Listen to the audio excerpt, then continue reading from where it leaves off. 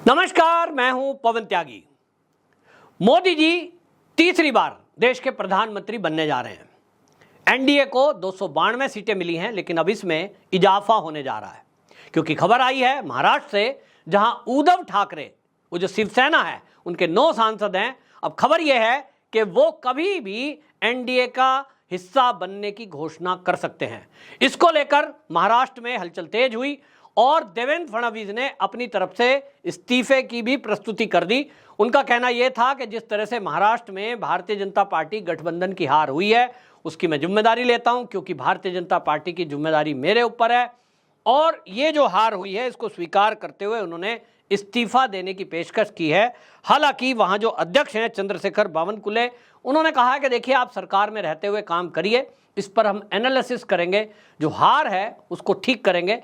लेकिन मुझे लगता है कि देवेंद्र फडणवीस के द्वारा जो ये किया गया है, इस्तीफा देने की पेशकश, ऐसा हर प्रदेश के नेता को करना चाहिए, जिम्मेदारी महसूस करना चाहिए। वाकई में देवेंद्र फडणवीस के द्वारा कुछ तो कमियां रही हैं, जिसके कारण वो पब्लिक में अपना मैसेज नहीं दे पाए, पब्लिक में पैठ नहीं बना पाए।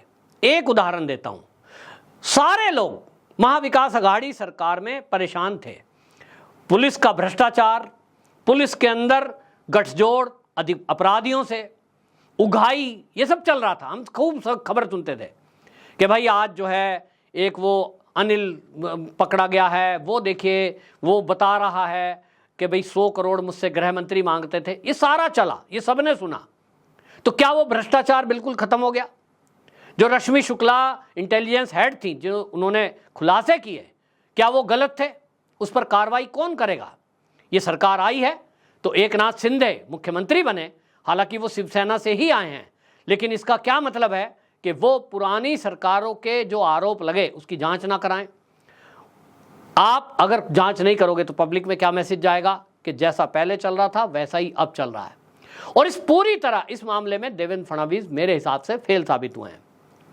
एक उसको आप छोटा किस्सा मान सकते हो, लेकिन बहुत सारे फॉलोवर, यूथ खास तौर पे, सुशांत सिंह राजपूत की हत्या को लेकर जो लोग हमेशा आवाज उठाते रहे, दिशा सालियान की मौत को लेकर जिस तरह से नितेश राणे ने आवाज उठाई, उन्होंने तो यहां तक कहा कि मेरे पास सबूत हैं, लेकिन उसके बावजूद भी आज तक उसका कोई खुलासा नहीं हुआ। देवेंद्र फडणवीस जब डिप्टी सीएम बने तो उन्होंने घोषणा कर दी कि हमने एसआईटी बनाई है, लेकिन उसके बावजूद कुछ तो हुआ नहीं। ये कुछ भी खुलासे अगर होते, अपराधी पर लगाम लगती, लोगों को लॉ एंड ऑर्डर की सिचुएशन वहां दिखाई देती, पालघर के जो हत्यारे थे वो जेल की सलाखों के पीछे जाते दिखाई देते, तो लोगों में एक मैसेज जाता कि कुछ बदलाव है, देवेंद्र फडणवीस को सीएम बनाना चाहिए। तो उसका क्या फर्क पड़ा? अगर ये डिप्टी सीएम है, सीएम बन गए तो क्या करेंगे? कुछ दिखना चाहिए। लेकिन उनको सीएम नहीं बनाया गया। मुझे लगा वो इसी बात से नाराज हैं कि मुझे क्यों डिप्टी सीएम बना दिया, फुल पावर। भाई कैसी पावर चाहिए? एकनाथ शिंदे क्या आपके किसी भी काम को मना कर देंगे? अगर आप कुछ परिवर्तन करना चाहते हैं, कुछ विकास कराना चाहते हैं, आप अपने कार्यकर्ताओं से बैठक करना चाहते हैं, उनकी समस्या समाधान करना चाहते हैं, काम तो यही करना चाहिए। एकनाथ शिंदे अपने शिवसेना कार्यकर्ताओं की बात सुनते हैं और उसका समाधान कर रहे हैं। तो भारतीय जनता पार्टी के कार्यकर्ता से उनके काम करना, उनसे इंटरेक्ट करना, ये देवेंद्र फडणवीस की जिम्मेदारी थी। और उन्होंने अगर इसको बखूबी किया होता तो परिणाम इसके बजाय कुछ और होते जो आज है। और इसलिए शायद पार्टी शीर्ष को ये लगा कि पुराने साथियों को जोड़ना चाहिए। हालांकि चुनाव के पहले ही उद्धव ठाकरे को एनडीए का हिस्सा बनाने की कवायद हुई थी, लेकिन वहां उद्धव ठाकरे के साथ एक संजय राउत हैं, जिनकी वजह से एनडीए से उद्धव ठाकरे अलग हुए थे। और मुझे लगता है जब तक संजय राउत उद्धव ठाकरे के साथ हैं और वो उनकी सलाह उद्धव ठाकरे मानते रहेंगे, ये जरूर कोशिश करते रहेंगे कि वो एनडीए का हिस्सा ना बने। उद्धव ठाकरे को विचार करना है कि उनके ज़्यादा निकट कौन है। राहुल गांधी के साथ जाने का उनका भला है, उनके बच्चे का भविष्य, उनकी जो पिता थे, उनकी आत्मा किस में तृप्त होगी? सोनिया गांधी की नमन करने में या मोदी जी को नमस्कार करने में? ये उनको विचार करना होगा। दो ही तो विचारधारा है, एक कांग्रेस की तुष्टीकरण की विचारधारा है और एक मोदी की विचारधारा, हिंदुत्व की विचारधारा है।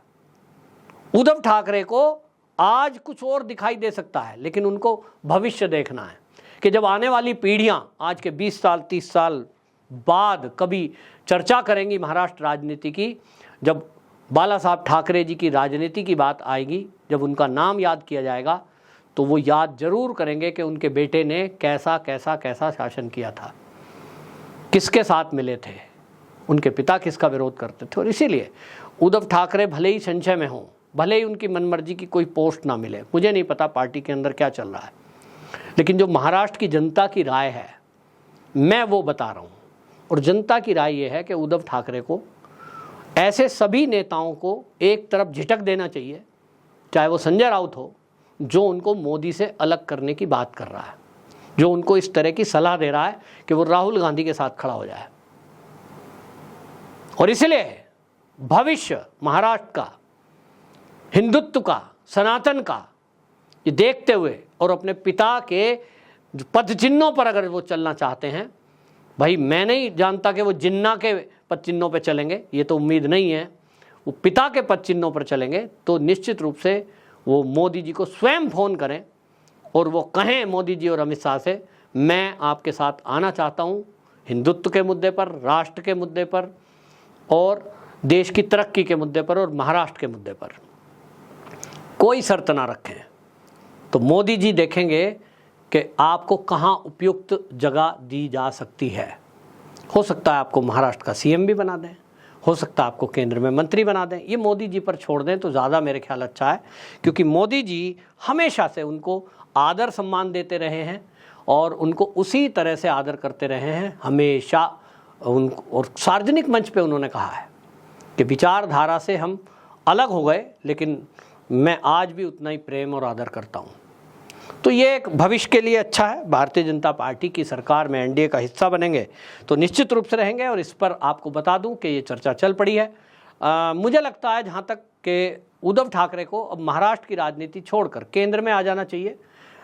एक बड़े नेता के तौर पर हम देख रहे हैं कि जो केंद्र में नेता हैं उनमें अब देवेंद्र फडणवीस राज्य की जिम्मेदारी निभाएं, ठीक है। अगर वो आते हैं तो फिर ये भी हो सकता है अगर वो सीएम बनते हैं तो सीएम में, क्योंकि पहले से ही एकनाथ शिंदे सीएम है, वहाँ एक दिक्कत हो सकती है। लेकिन एक नया नाम आ रहा है मुख्यमंत्री के लिए और वो बीएमसी चुनाव के बाद फेरबदल होगा, अभी फिलहाल होने की संभावना नहीं है। वो है विनोद तावड़े।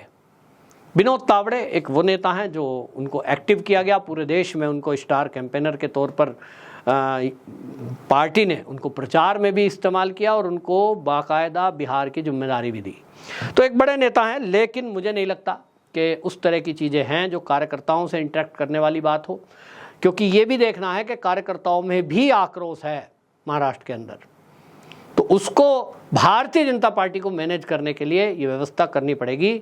जब तक वहाँ चाहे वो डिप्टी सीएम हो या सीएम हो, आप अपने कार्यकर्ताओं से इंटरेक्ट नहीं करेंगे तब तक संगठन खड़ा नहीं होता। उद्धव ठाकरे की बात है, उद्धव ठाकरे जिस तरह से अपनी सीटों को जीत कर आए हैं ये तो वो बता रहा है। हालांकि उनके साथ कांग्रेस का वोट भी है, एनसीपी का भी वोट है, शरद पवार का सपोर्ट है और उसके कारण से वो जीते हैं। आज वहाँ उस सपोर्ट में बीजेपी के साथ होते तो ये जीत और अच्छी हो सकती थी दोनों को मिलाकर, क्योंकि भाई दो जगह बट गया ना शिव सैनिक भी, तो वो एक हो सकते थे और एक हो जाएं तो अच्छा ही है। और एकनाथ शिंदे भी इससे सहमत होंगे। वो कतई नहीं चाहेंगे कि शिवसेना दो टुकड़े हुए। हालांकि उन्होंने पहले ही कहा कि विचारों की वजह से मैं अलग हुआ हूँ, क्योंकि बाला साहब ठाकरे जी की विचारधारा को मैं आगे ले जाना चाहता हूँ। और ये जो उद्धव ठाकरे हैं ये कांग्रेस के साथ चले गए जिसका बाला साहब ठाकरे जी विरोध करते थे।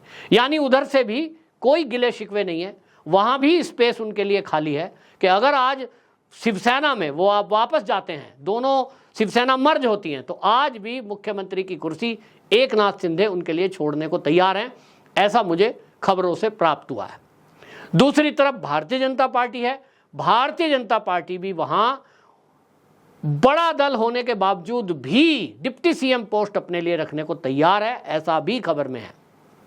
और अगर वो केंद्र में जाना चाहते हैं तो केंद्र में भी 9 ही सीट होने के बावजूद उनको सम्मानजनक पोस्ट देने को भारतीय जनता पार्टी शीर्ष तैयार है। अब ऐसे में उद्धव ठाकरे अगर दिखाई देते हैं वहाँ इंडी गठबंधन के साथ और फिर भी उन्हीं के कहने में चलते हैं, तो फिर इसका कुछ नहीं हो सकता। आप में से हमारे दर्शक जो महाराष्ट्र के हों, जरूर अपने कमेंट में लिखें कि आपकी राय में उद्धव ठाकरे को क्या करना चाहिए, और अगर उद्धव ठाकरे एनडीए में आते हैं तो इससे महाराष्ट्र की राजनीति में क्या फ़र्क पड़ेगा, भारतीय जनता पार्टी की राजनीति पर क्या फ़र्क पड़ेगा। आपकी राय क्या है, और इसको शेयर भी करें। वंदे मातरम।